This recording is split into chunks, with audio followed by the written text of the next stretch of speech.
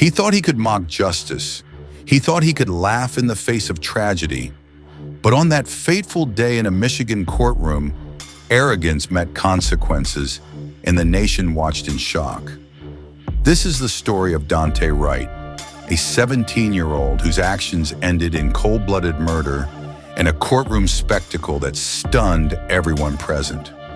Stay with me as we uncover every chilling detail, every heartbreaking moment, and every shocking twist of this true crime case. October 4th, 2016, Ann Arbor, Michigan. What began as a planned robbery turned into a nightmare that would shake a community to its core. Dante Wright, a teenager already tangled in gang activity, set out with friends to rob 18-year-old Jordan Clee, a promising high school student with dreams of college. They lured him to a secluded spot near Pine Lake Village Cooperative. When Jordan complied with their demands, Wright pulled out a gun and shot him in the back of the head, execution style. Jordan Clee's life ended in an instant. Days later, police tracked down Wright using witness tips and phone records. He didn't resist arrest and confessed almost immediately, calmly recounting the crime as if it were a simple errand. Detectives were stunned by his lack of remorse, his casual description of the murder, and even his boasts about his gang lifestyle. Wright's arrogance would soon follow him into the courtroom. I'll be home soon. R.I.P. Keon. I love my family. By July 2017, the trial began. Wright pleaded guilty to second-degree murder, armed robbery, conspiracy, and felony firearms charges. How do you want to plead to counts 2, 3, 6, and 7? I'm pleading guilty. On the morning of October 4th, 2016, did you agree and conspire with two other individuals, Delvino Gracie and Jamarius Ellison, to commit an armed robbery? Yeah. And who are you going to rob? Jordan Clee. Jordan Clee. And that afternoon, did you in fact rob Jordan Clee? Yeah. And did you use a gun to place him in fear in order to take his property? Yeah. And as a result of that armed robbery, what did you do with that gun and Mr. Jordan Clee? Shot him. And where did you shoot him? On the top of my head. And did you kill him with that shot? Yes. People are satisfied, Your Honor. I'm satisfied, Your Honor. But as Jordan's family read their victim impact statements, Wright smirked, shook his head, and even laughed. A chilling contrast as the grieving relatives wept openly in the courtroom. His behavior pushed the presiding judge, David Schwartz, to the brink. Schwartz, a seasoned prosecutor turned judge, warned that if Wright did not show respect, the plea deal could be rejected, sending him to trial and a possible life sentence. Your Honor, my name is Courtney Clay, and I'm Karen's cousin. She's asked me to read this on her behalf. Sure. Jordan Michael Clee, born July 26, 1998. Murdered October 4th, 2016, at 18 years old. Jordan has no future. Jordan can no longer choose to go to college. Jordan can no longer choose to change. Jordan can no longer make a difference. Jordan can no longer fall in love or have a family. Jordan no longer has a future. I've lost my only child, my son, my baby, my friend. More than that, I've lost laughter and love. I no longer have the hope of having grandchildren. I've lost the enjoyment of holidays and birthdays and of everyday life. As a mother, or any parent ages, her children are there to care for her. But now in my life, I walk this journey alone. I no longer have that luxury because that was carelessly and cruelly taken from me. I no longer get to see the smile of my son when he walks through the door and brings me a Frosty from Wendy's at the end of his shift. The simple pride of a hard work shift and bringing his mom something that just makes her happy. Songs we used to enjoy, I can no longer listen to. Movie nights we did together no longer exist. I could continue with all the loss. I won't. This year was supposed to be a year of celebration, of senior pictures with prom and graduation and parties. Instead, it was a nightmare that no parent should ever endure. On the nights I managed to sleep, I wake up hearing my son scream for me, to then have to realize all over again, night after night, my son is dead, gone, taken. For what? Why? Can you answer the question? Why?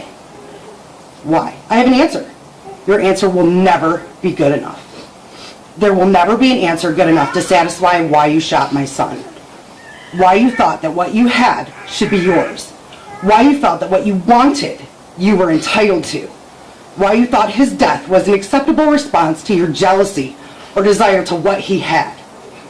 Drugs, clothes, money, jewelry, bones, shoes, whatever it was that you felt you needed more than his life. Your why will never be better than his life. Your want will never trump my son's death. You get to live, get to wake up every day. Your life continues.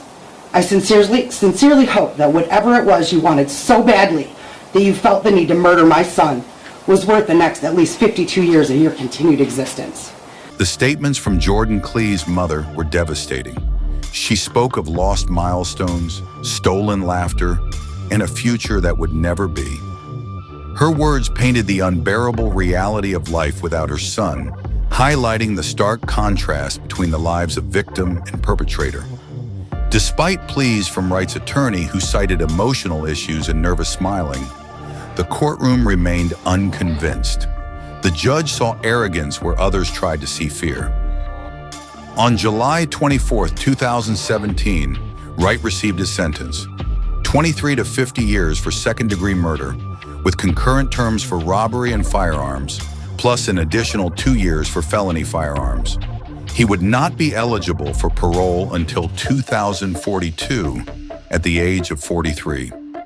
In that moment, Wright's smirk faded as the gavel fell, a stark reminder that justice, though delayed, had its final word.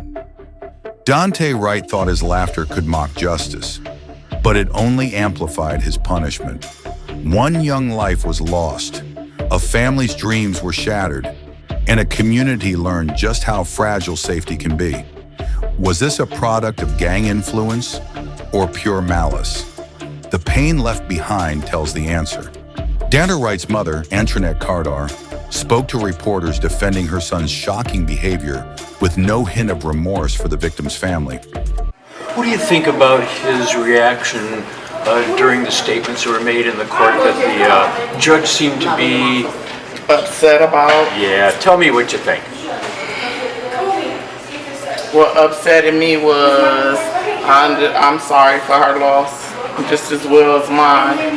My son was supposed to graduate this year too, and I mean it's just bad all the way around.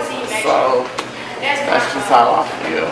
Do you think he took this lightly? Do you think he took this seriously? How do you think he... I don't feel like he understands exactly what's going on because of his mental conditions and things like that, and no one has even brought that up or said anything about it. So can you expand on what those conditions are that you don't feel like were taken into account? No, that has to do with the case. His mental conditions, I'm going to put like that. The court systems and juvenile and I had tests done to see if he was a threat to society, which he's not.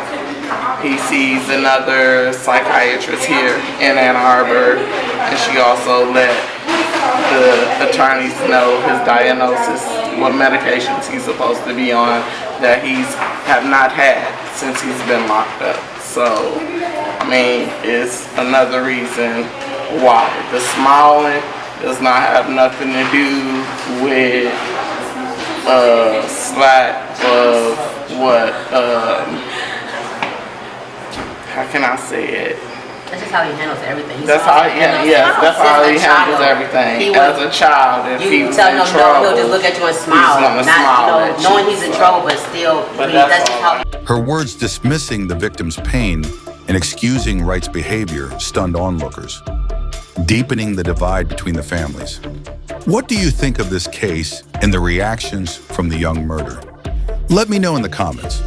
If you want to uncover more gripping true crime cases, Don't forget to like this video and subscribe this channel, because only then can we keep bringing you more true crime stories in the future. And remember, behind every headline, there are real lives, real stories, and real consequences. Thank you for watching.